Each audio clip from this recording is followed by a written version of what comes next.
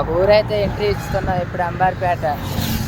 ఇలాంటి దారిలో చాలా ఊర్లు వచ్చినాయి. ఆ బొచ్చు ఏమైతే ఏందో ఒక ఊరికైనా సంకనాకాల్సి వస్తుంది, అప్పుడే రొప్పి వస్తుంది. మరి దిస్ గాయ్ ఫైన్. బొట్టు గిట్టు మొత్తం బాగానే పెట్టుకుని వచ్చింది. మనిషి ఎందుకు ఉండవు, బొచ్చు ఏడు సంకనాకుతుంది. మేము చూద్దాం. ఒక ఊరి ఎంట్రీలో ఉన్న ఇప్పుడే అంబార్పేట ఎంట్రీ. ఫైనల్గా 6 కిలోమీటర్స్ కంప్లీట్ అయింది. ఇప్పుడే అంబార్పేట కూడా దాటిపోయాను. నెక్స్ట్ వచ్చేది ఏంటి గురు? కేసరి. తర్వాత కేసరి వచ్చింది. ఆ తర్వాత అమ్మాయి ఇంకా చాలా ఊర్లు వచ్చినాయి. మా జర్నీ అయితే పర్లేదు. ఆల్మోస్ట్ ఒక 7 కిలోమీటర్స్ కంప్లీట్ అయింది. ఇంకా 50 కిలోమీటర్స్ ఉంది. ఏ టైం అయితే ఏందో, కానీ ఏ టైం అయినా కూడా నడుస్తూ వెళ్ళటమే. మనోడు మాత్రం చేరుకుందాం అనుకుంటున్నాము. మనోడు కూడా నాకంటే బాగానే నడుతుంది. మనిషి ఏంది మరి అసలు ఆగను కూడా ఆగట్లేదు. దుమ్మును పోతుంది. ఏంది వాకినాడు పులుసుగా ఆడుతుంది. ఉంటా ఫ్రెండ్స్.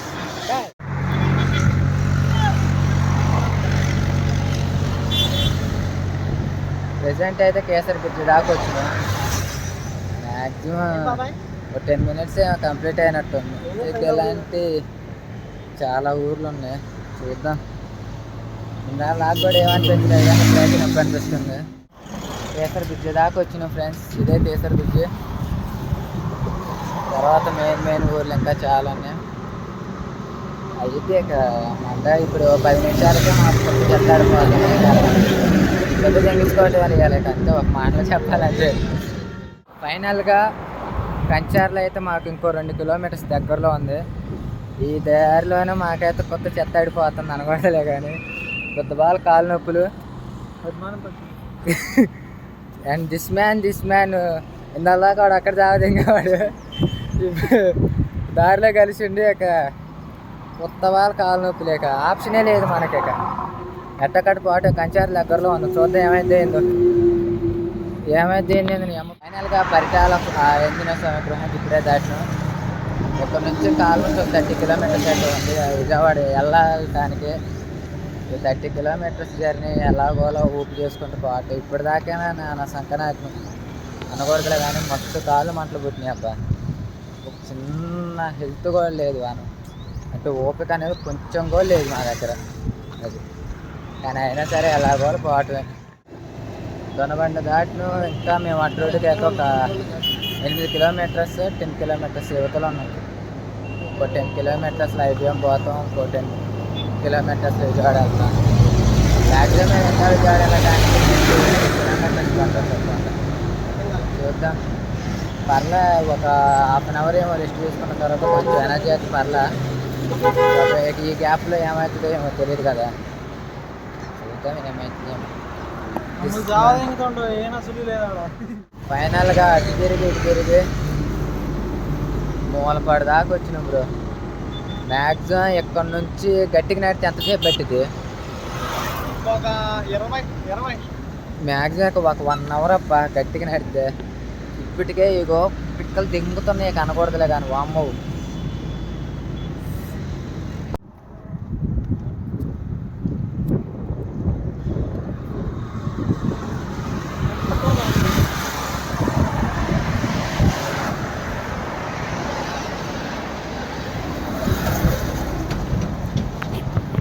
గాయస్ ఫైనల్గా మేమైతే ఐబీఎం దగ్గరకు వచ్చేసాం. అండ్ ఇంకో గట్టిగా ట్రై చేస్తే మ్యాక్సిమం 2 అవర్స్లో అయితే వెళ్తాం. ఈ ఐబీఎం రావడానికి అమ్మో ఇప్పటికే కాళ్ళు అయితే మస్తు మంటలు పడుతున్నాయి. ఎలాగైనా సరే ఈరోజు 9 లోపైనా సరే 10 లోపైనా సరే విజయవాడ వెళ్ళాలి. అండ్ నెక్స్ట్ వీడియో అయితే నేను విజయవాడలో పెడతా.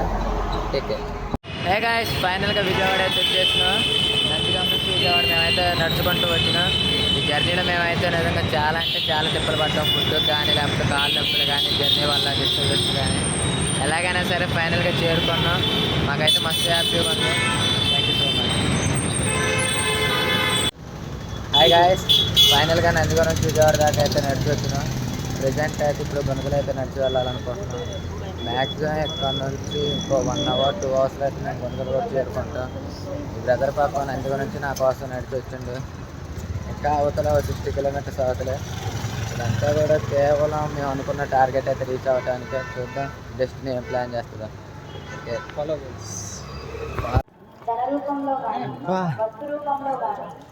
అది గుణదల కింద ఊరు దేవుడా అమ్మా.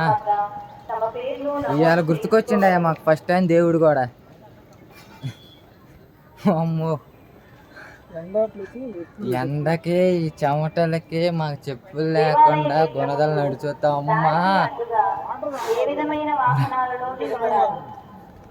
అక్కడికి వెళ్తే ఇక మన డెస్టినేషన్ అయితే రీచ్ అవుతుంది. అబ్బా చూద్దాం.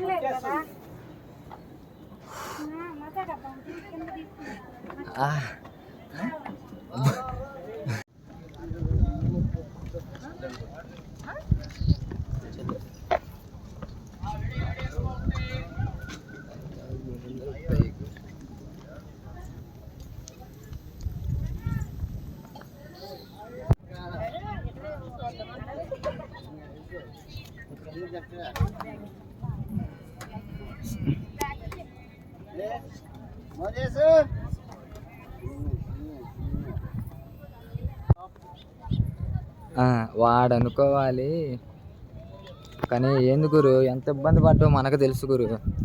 వాడిదేం పోయింది.